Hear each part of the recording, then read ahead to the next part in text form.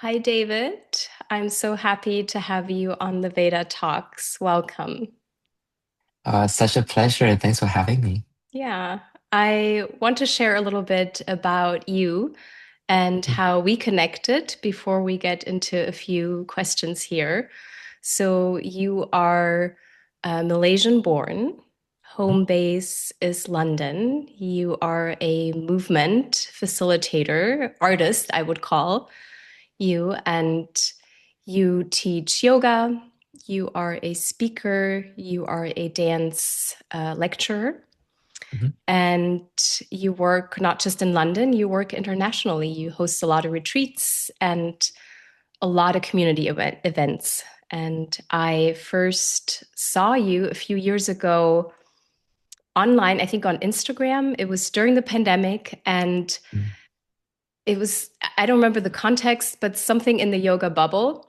And there's something about the way you moved and expressed that really stayed with me.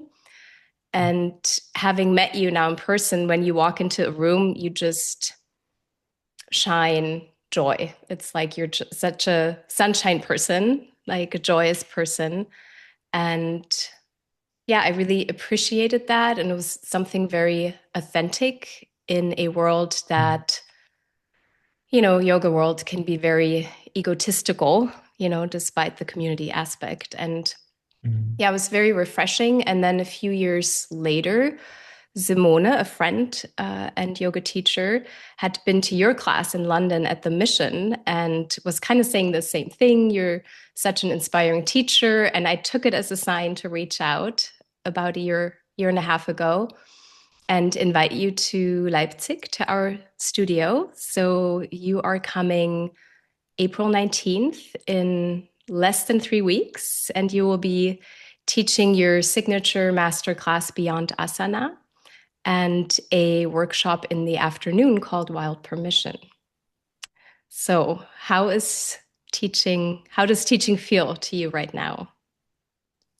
Wow, firstly, thank you so much for that introduction and I guess a walk down memory lane. It's just so beautiful, right? To um be able to appreciate connection that comes from practice. And I think, with your question about practice, I think this is it. What is most important for me is to establish connection. And when I say connection, it's not just with yourself, but I think sometimes the this idea of connection with others can be a little bit lost in the way modern practices happen whenever you subconsciously bind yourself within the frames of your mat when it's supposed to be really there just as a starting point to enter a space of calm. When we allow that to become somewhat a prison, then we forget that actually, fundamentally, yoga, when we talk about this act of yoking, it's this internal ocean of awareness bridging the outer ocean of awareness being your awareness of the people around you and the environment around you. So I think practice for me at the moment is about always returning to remembering that, remembering who is actually practicing beside me if I were a practitioner, and as a teacher, remembering who is showing up in class and what do they need. And when it comes to what do they need, sometimes I don't even know, and maybe I don't even need to know, but how is it that I can offer a space that allows for them to feel that agency and ownership, that they can make a choice, however they would like to tread. Right. Mm. Beautiful. And Thank is you. there right now a certain aspect that you're bringing into your practice or your teachings that makes it more Um, alive or that makes it more authentic? at the moment, I think in terms of an aspect, I've really been exploring um, like the energetic trajectory of what a session could be like. And so I have recently been, and I think when it comes to sharing my masterclass this time around as well, I might do the same, which is that I have been starting my classes with Shavasana. And Very good. ending yeah, and ending on a high. So well, I mean, I say that and people tend to get really excited, like, oh my gosh, shavasana right at the beginning. But I tend to have to be quite explicit in saying that, oh, this means there's no shavasana at the end. So it's not a shavasana sandwich, but we start with shavasana and we end standing. And the reason for that is, again, back to this idea of connection and seeing the people who are in front of me.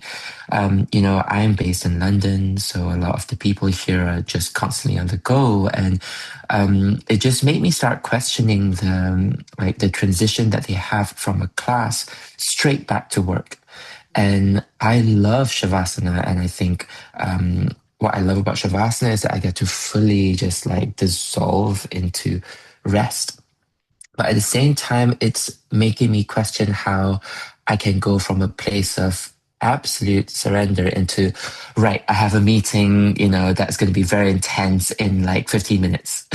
So that transition, I find like, what if it might be too jarring? And I'm also realizing, the way, like as a commuter myself, hopping on the tube, I've been sensing how, oh my gosh, I myself need to rush here and there, to get to the place and be like, okay, I finally made it to practice, and sometimes it's like, okay, let's just keep going straight to the sun cells and like, continue that rushing energy. And so actually, I found in this last month, starting with Shavasana, people just go like, oh, I can just drop everything, and then they can slowly just go, okay, I'm actually in a, a relaxing space enough for me to start listening to myself more deeply. Then I can tap into moving more mindfully. And so I've been kind of doing that, where we spend like first quarter of class on the floor and just gradually building it up and up and up until they come standing and they finish on a high and they could almost float out of the room. And it's, yeah, been something I'm more and more fascinated Mm, by and exploring. yeah, that's what I Mm. appreciate about your work and your practice, how you, well, how it always changes, it evolves, but how, Mm, I mean, you really adapt to the mm, environment, mm, and in that case, also the culture, right? mhm, And that's I don't know, that brings me kind of also to permitting yourself to go beyond the maybe traditional structures. And that's also mm. the workshop you're going to teach, Wild Permission. I think Yes. it also connects to that energy of, you know, what do I need or what do I not allow myself to do? Mm.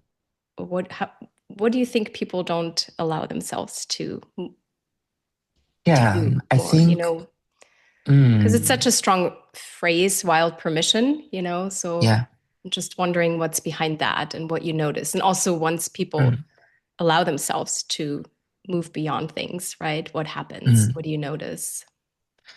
I feel fundamentally when we talk about mindfulness, for me, it's about discernment. It's about being able to practice a sense of being like discerning, what feels most relevant to you. And I think sometimes when we pour all of that responsibility to the teacher, yes, the teacher has to hold a degree of responsibility in um, encouraging that, maybe, but also fundamentally is also kind of a piece of accountability that we have to own as practitioners in really understanding, like, is this for me or is this not for me? And so then why is this important?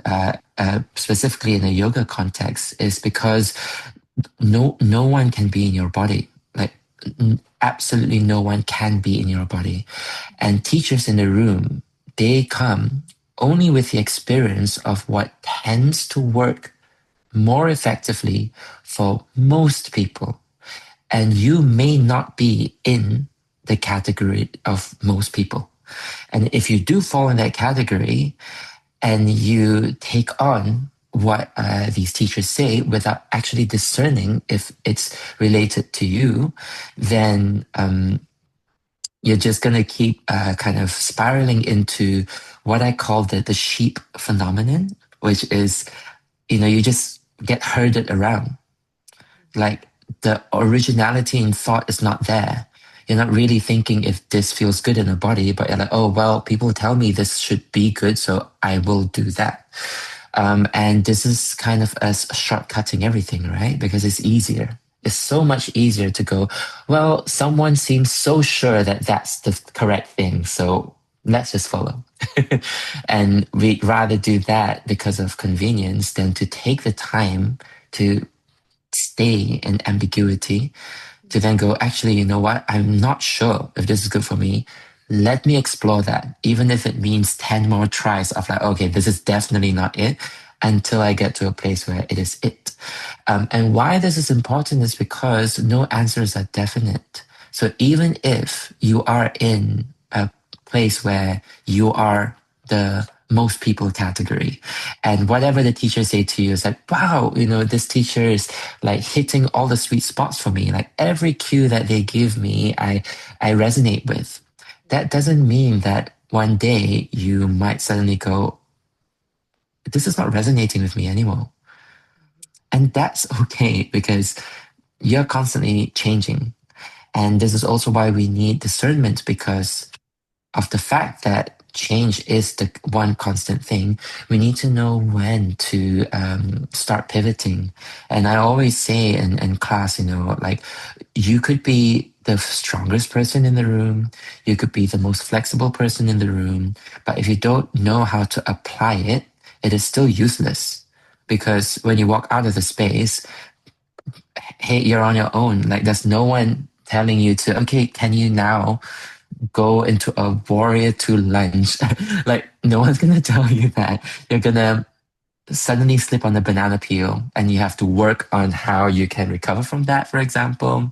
You're gonna kind of have a little bit of a wobble in the tube.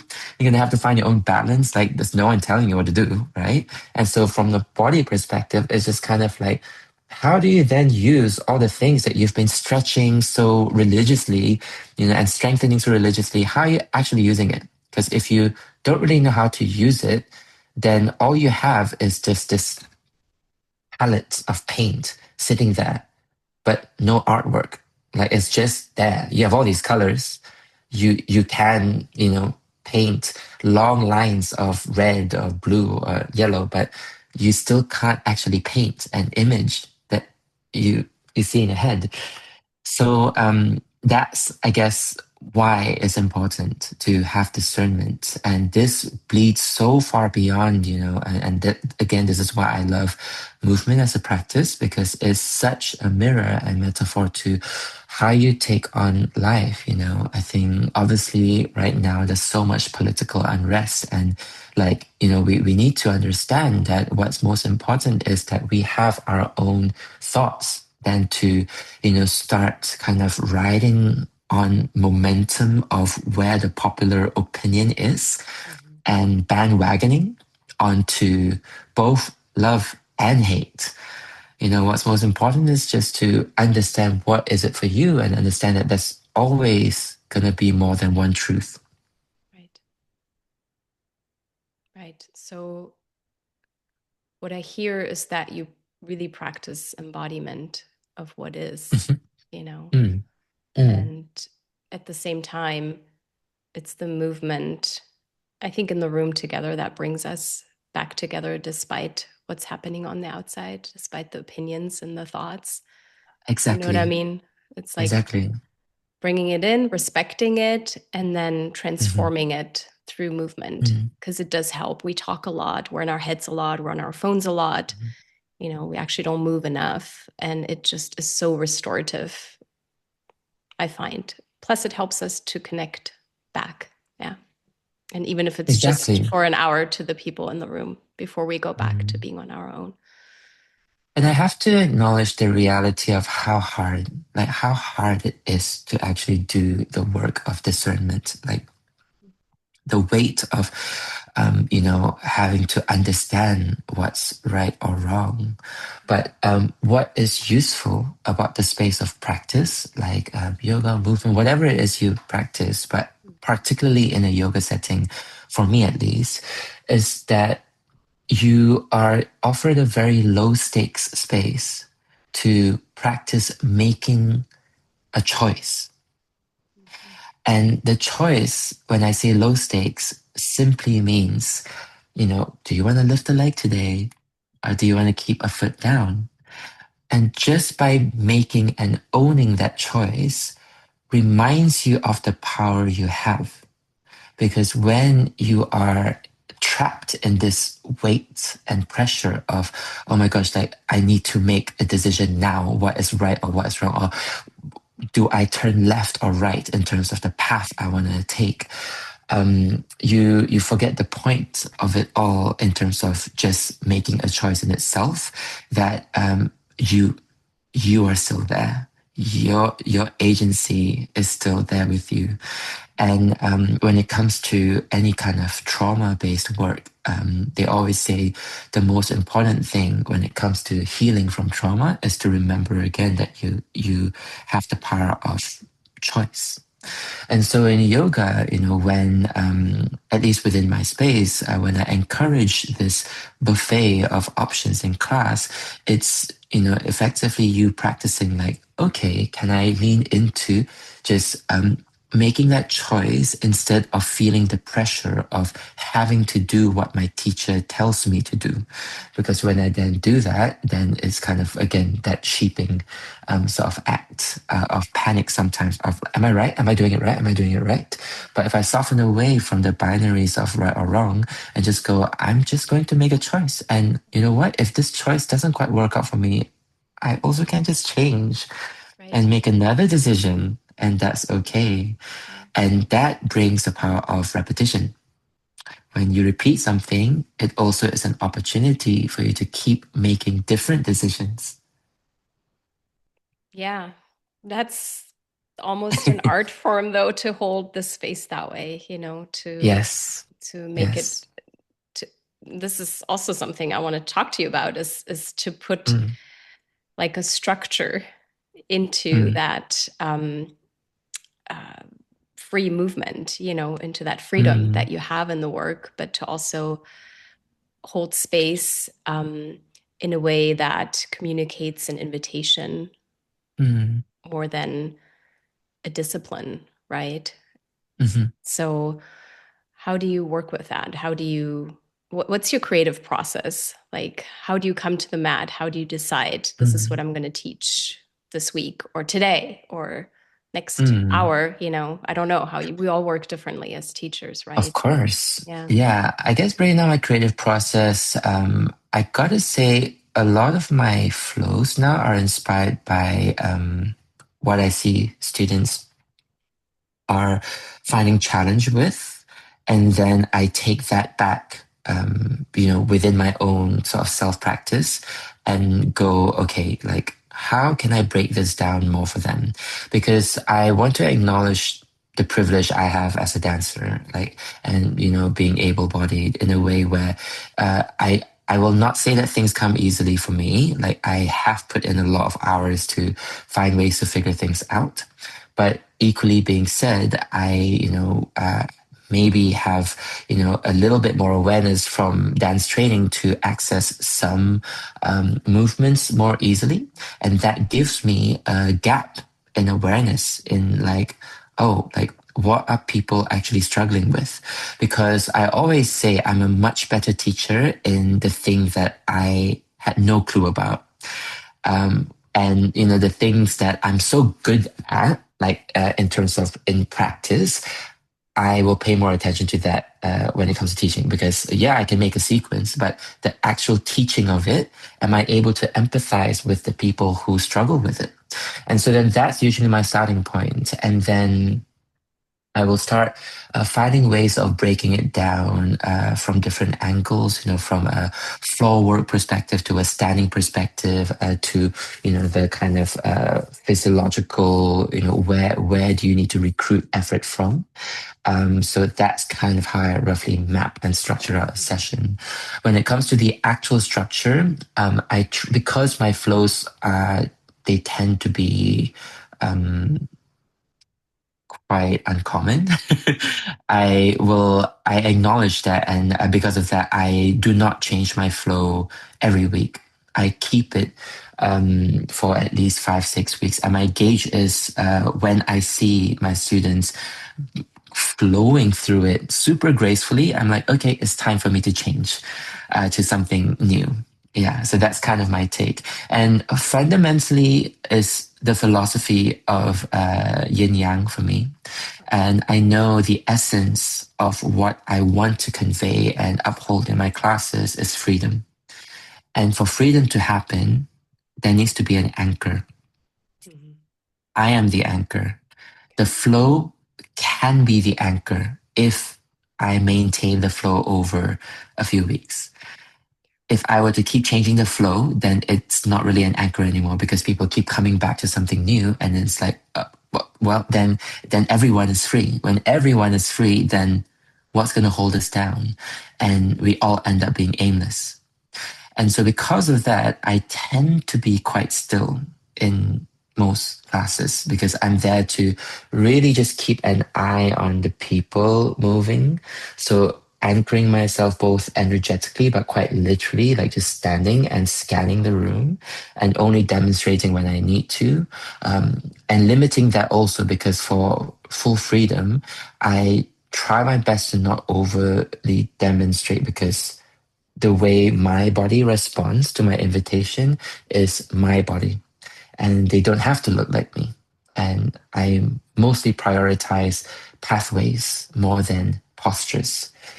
So then, yeah, just scan the room and let them do their thing. And then only if someone is risking danger to themselves, like injuries, then I will, kind of go to them. But otherwise, I'll just let them sprawl freely.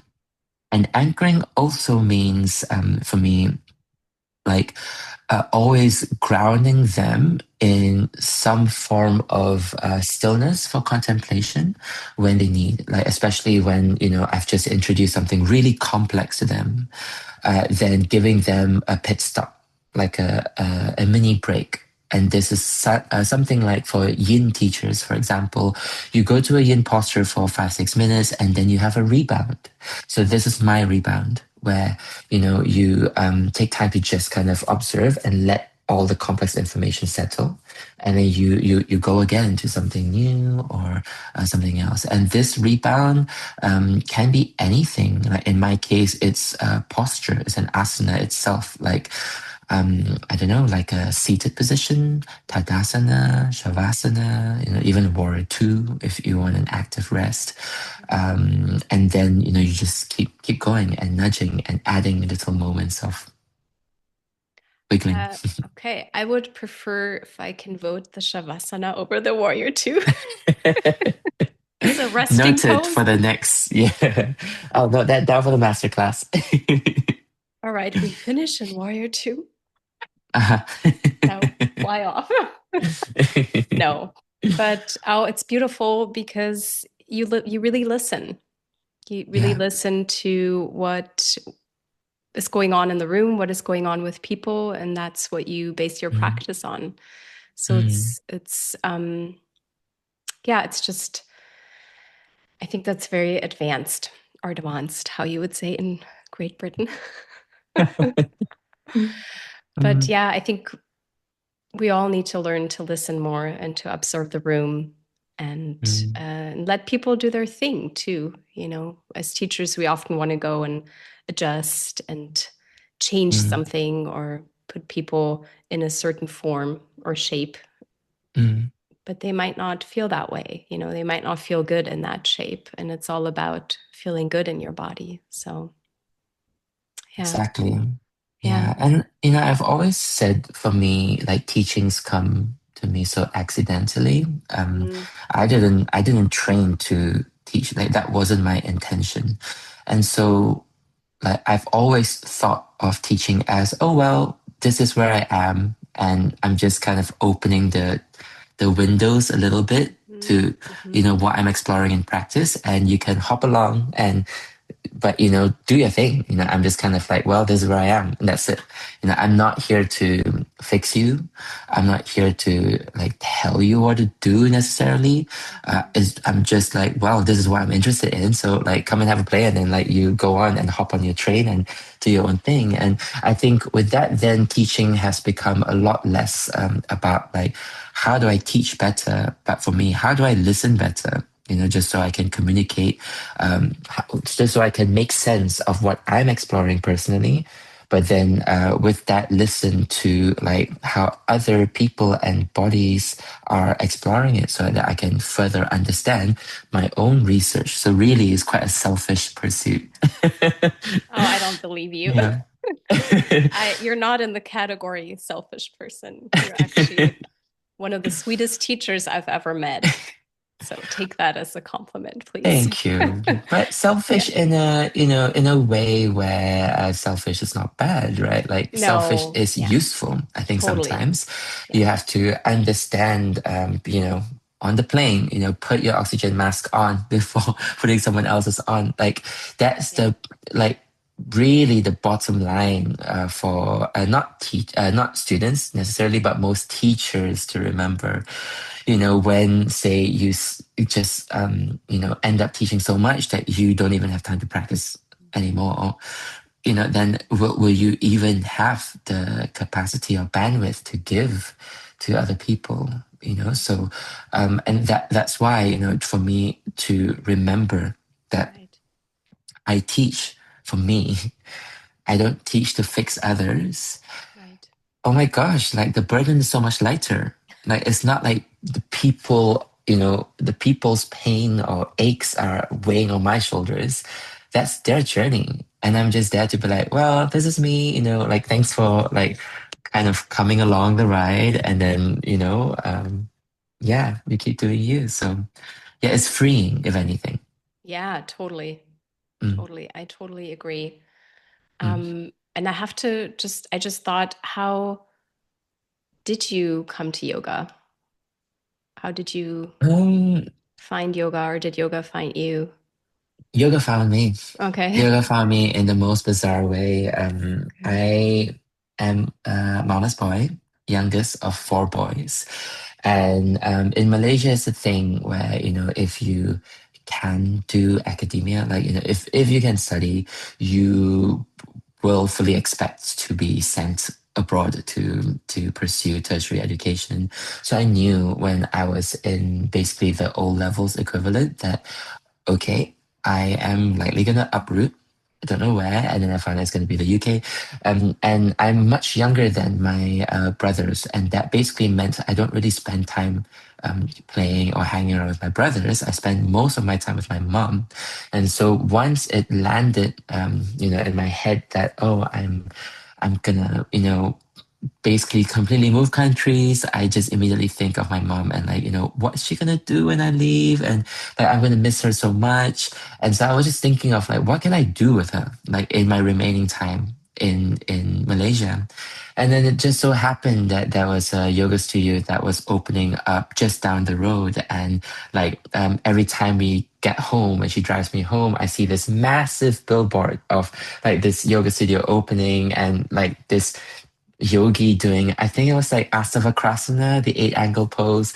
And I was just like, wow, that looks fun, I guess. And I remember it just, brashly signing my mom up. We went into class and we were both like shaking in our first down dog. And I was looking at her kind of like, I don't know what I signed us up to. But we just kept going. And it was so nice because we still had the 6 months. So for her, it's like time for her to switch off housewife duties.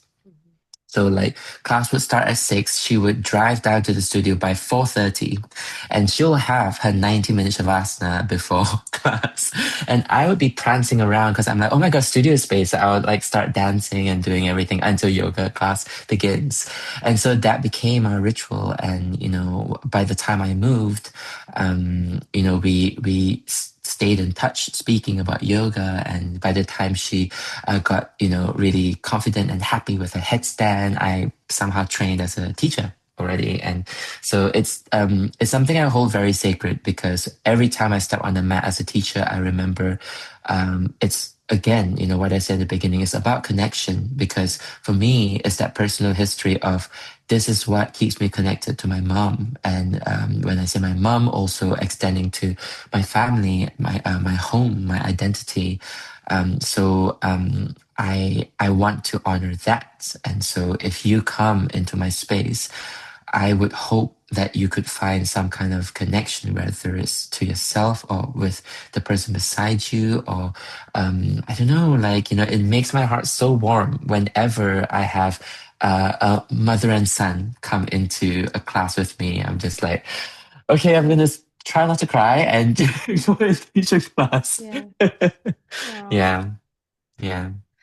Yeah, I've been watching you for a couple years now, and what I've learned is Mm, that you really care about community work, yes, yeah. correct? Hmm. So tell us a little bit about that, what you do, how you bring yoga, Hmm. kind of move it beyond the studio environment. Yeah, I guess, that's actually the whole point of why I named my masterclass Beyond Asana, because I hope that even if you don't show up in the class, the name in itself will give you some food for thought. Like, what does it mean beyond asana? Like, what if we start looking past these postures that we make on the mat? What is actually the point? And, with everything that's happening at the moment as well, activism really brought up this notion of collective well-being, and that is a thing, I'm sure even in the yoga context we always say leave somewhere a little bit, in a state that's a little bit better than you came in, right? So how do you do that in the most fundamental way? And when I look around, in my immediate context, as much as I appreciate the people who show up to my classes every day, it made me wonder who is not showing up in my classes and why. And I'm noticing, as much as I'm blessed to be teaching at these, top studios across Europe and all of that, beautiful studios, it is not accessible for everyone in reality. And so then it made me really think of like, okay, how can I go to them instead? And that's when I start, kind of exploring like what well-being can be. And so one thing I'm currently doing at the moment is every 2 weeks, I'm volunteering my time at a community center where they have basically a lot of elderlies gathering and these are mainly EC elderlies, EC standing for East and Southeast Asian elderlies. And they would be gathering to like play mahjong or like sing karaoke. And, they're just having the time of their life, like the life that I want when I retire. And and so I started volunteering, teaching them yoga, and I was teaching them specifically in Cantonese as well, which was something I was so insecure about. But I thought, hey, kind of a win-win, like I'm not just teaching, I'm also learning from you by, conversing in Cantonese. And, what's also nice is I'm learning so much about what yoga needs to be for people of a certain age. What are their pain points? What do they find challenging? What is completely irrelevant to them, like, do I really need to put them on crow? Those kind of things. And so then, it simplified the practice so much to a point where it's like, wow, like none of these look like asana. But for sure, over the weeks, they're getting stronger and stronger and they're finding more balance. And that, for me, means I've achieved what I've set out to do. And so that's one leg of my community work. And the other leg has been a bit dormant at the moment just because of, I guess, ongoing commitment. But another thing that I have been exploring is wellness beyond the practice of yoga. So movement in itself and walking has become Hmm. something that I'm very kind of interested in because it's so accessible. Like everyone can travel a distance together. So whether you're walking or if you're on wheelchairs, if you find a path that's accessible enough, we can all share a distance and a direction together. As simple as that. And that's something that I find so powerful when, people can just move together. Like you said, right? There's something very special about just moving together. And in the most basic sense, just walking together allows for that kind of transformation and healing to happen in a very passing manner. Another thing that I love about walking is the kind of, at least like in my culture, when we think back of like the most precious time spent with family, especially with like matriarchs and like women in the family, it's in the kitchen. And that's because, we make food together and then we start bantering, we start like chatting. And especially, with my family, at least, we don't speak too much. Like food is our love language. You will never hear I love you, but you'll get like a really, beautifully sliced plate of mangoes, and that basically is just, asking and expressing affection. And so there's something about moving already when you prepare food, right? You're kind of doing these little movements. So similar to that, with walking together, um, you're walking the same path, meaning you're sharing an intention, Mhm. but at the same time, you're also sharing an orientation.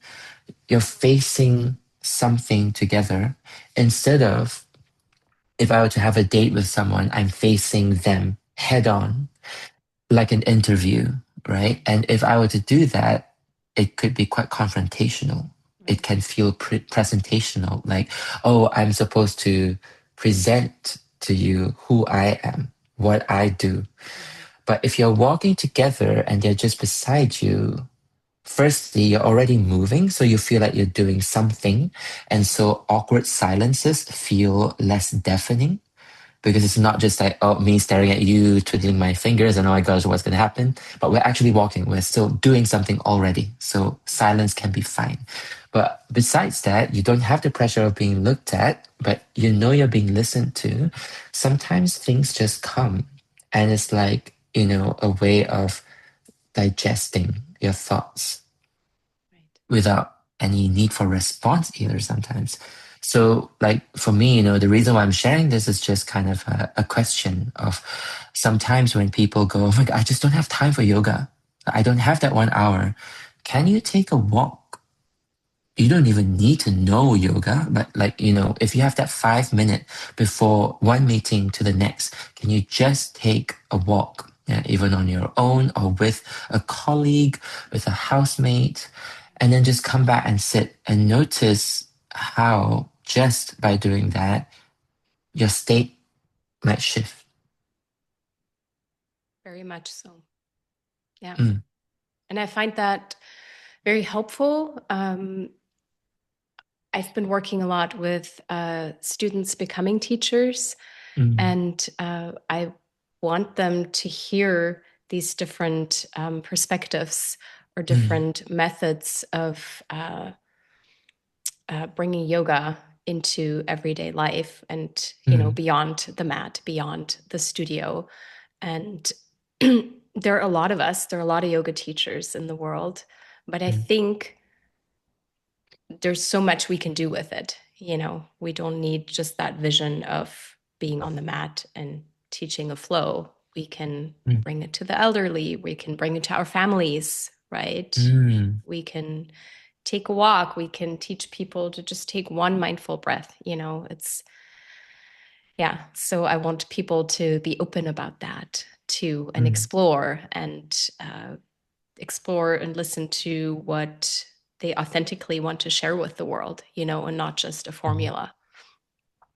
So I know you also teach 200-hour teacher trainings, right? mhm. There's I something, mean, yeah, mm. sorry. No, I don't lead entire trainings, but I I know, yeah. offer modules. Yeah, so Modules, yeah, these yeah, modules right. essentially are these spaces for reminding the trainees when they get too pressured, especially in the first 200 hours. I think there can be a pressure of, I need to know everything. I need to make sure every posture is right. But I feel that secondary to like actually like, are you seeing your students? Like, do you have that baseline intention of care? If you have that baseline intention of care, sometimes these technical things intuitively come up like for you. Yeah. And you start to like really kind of pay attention. But if you don't, you can learn all these things, technically, but it might end up not being for the right body, some of Right. these things, because we can only share, as teacher trainers, we can also only just share some limited things because we're not there for 2000 hours. So then, if you just take everything like a Bible, like a textbook, and not actually think about like why these things are so, that it could also be tricky. So then that module that I share hopefully is a place for people to resource, um, you know, uh, again, discernment and listening. Mm, Yeah, that was my question exactly. What would be mm, something that you share with them? But I think you answered that. That was mm, very helpful, I think, and beautiful message to mm. teachers to be. So I got to plug the Wild Permission workshop. I think that one in particular would be a very nice indication of some of the kind of works that we explore in the modules that I share in teacher trainings. And having said that, in this specific workshop, it's not just for teacher trainees or teachers. It's still open to anyone who's interested in the idea of self practice. right. Yeah, I think your offerings are open to everybody, and everybody can take Absolutely. something away. You can take something away as a teacher, you can take something away as a mom, or Yeah, just as a absolutely. student, or someone who's bored or needs to find Yeah. themselves. They're open to anybody, and we all find inspiration in your teachings, definitely. So thank you for that. Mm, thank you. Yeah. I wanted to ask you if you would hold a couple minutes, maybe 5 max of space Mm. during a meditation or a practice that you like to share with our listeners. Um, Yeah, of course. I thought, from everything that we've talked about on listening, on discernment, um, the first practical step to it is to learn to be resourceful. Um, what does it mean to be able to pay attention? And so, what I can do is I'll share a meditation on um, engaging our senses because they are the first portals to us being resourceful. What do we already have and what can we open? So I invite you, wherever you are, if you're sat down like us, come into a comfortable seat. If your feet are on the ground, really feel the soles of your feet on the ground. If you're by a desk, you can rest your arms on the desk as well so you feel fully supported. If there's space for you to rest your back, you can also do that. And for those of us who might be listening to this whilst walking, that's absolutely fine too. You can walk yourself towards somewhere that is safe enough for you to be still, or you can continue walking, but obviously, being mindful of the route that you're going to take and make sure that it's a safe one for you to tune in. And once you feel all settled, begin to soften your gaze unless you're walking. Close your eyes if you prefer. Take a generous breath in and a breath out. Vocal if you like to. Just once more like that breath in Breathe out. Take time here to enjoy resting your sense of sight. And even if you're walking, how is it that you can soften from this sense of having to look for signs to simply seeing the things that lie in your vision? If your eyes are closed, notice if there are any unintentional frowns that you can iron out. And personally, to do that, I like to think as if my eyes were separating further towards my ears, noticing how you might still sense a bit of light through your eyelids. And with your sense of sight slightly dormant, we turn our attention towards our sense of sound. And chances are, for now, sound-wise, if you're fully immersed in your earphones, my voice is a constant. For some of us, you may hear the sound of your breath. Those of you with one ear in, the sound of your environment.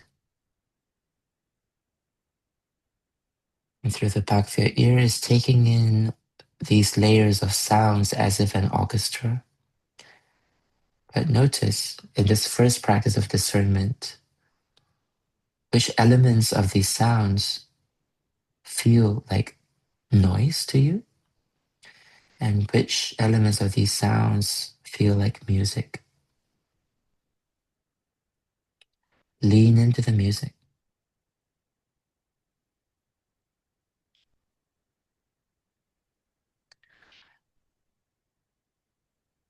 We then turn our attention to our nose.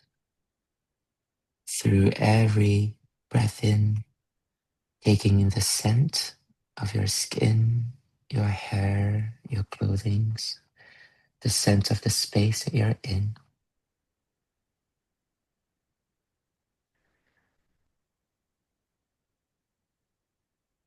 Your sense of taste, finding movement in your lips, the jaw, your tongue. And occasionally a soft swallow down the throat, tracing the pathway of that movement all the way to the belly, where you can source breath from.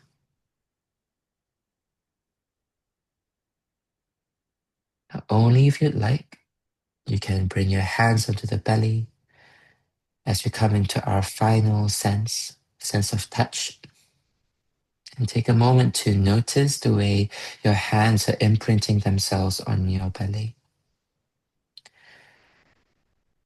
And notice, especially with every inhale, how the belly expands to meet the palms.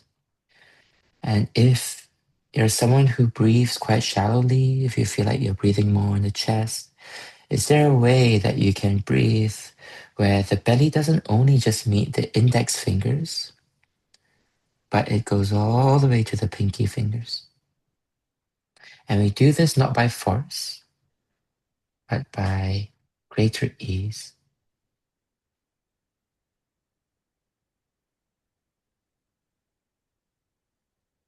Every cycle of inhale and exhale, fuller and fuller breaths. And the way you feel the imprints of your hands, noticing the ground through your feet, the way clothings are landing on your skin, with some of us hair brushing against our skin. If you're somewhere breezy, you may even notice breeze interacting with your body. And along with that, all the micro temperatures that you feel, somewhere warmer, somewhere colder.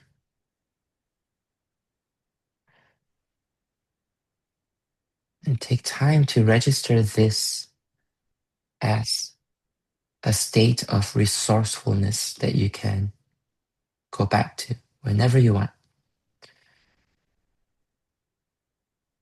itself as a resourceful body, open through many receptors in sound, in smell, in taste, in touch. All of that, in addition to the one we keep using every day, eyes. So to close, we take a generous breath in and a breath out. A slight tuck of the chin if your eyes have been closed. And from there, very, very slowly blink open your eyes when you're ready. When you have, slowly lifting the chin back and allow light to ease back into your space and your experience. So that's around 5 minutes of resourcefulness. I hope that helps. And I hope it shows how easy it can be as well. Whenever you need, just come back to that as a reference point. Thank you. That was second meditation of the day and I love very that. much needed. I love meditating in the afternoon. Mm, Just sets a nice stage for the second part of the day, I think. So, absolutely, for the second wave. Mm, yeah, and I was in it. Thank good. you. Thank you. My pleasure. Yeah, thank you, David. Thank you for connecting here. And yeah, we look forward to finally practicing with you in person Mm, in a few weeks here in Leipzig. And yeah, we will share all the information on how to find you on Instagram, website, so people can follow you and join you all over the world, hopefully. you. Yeah. Yeah, what a pleasure to be in conversation. And I really look forward to meeting the community in like 2 weeks' time. I know. Yeah, Yay. time's really flying. But yes, see you all very soon. Yeah. Thank you, David. My pleasure. Thank you.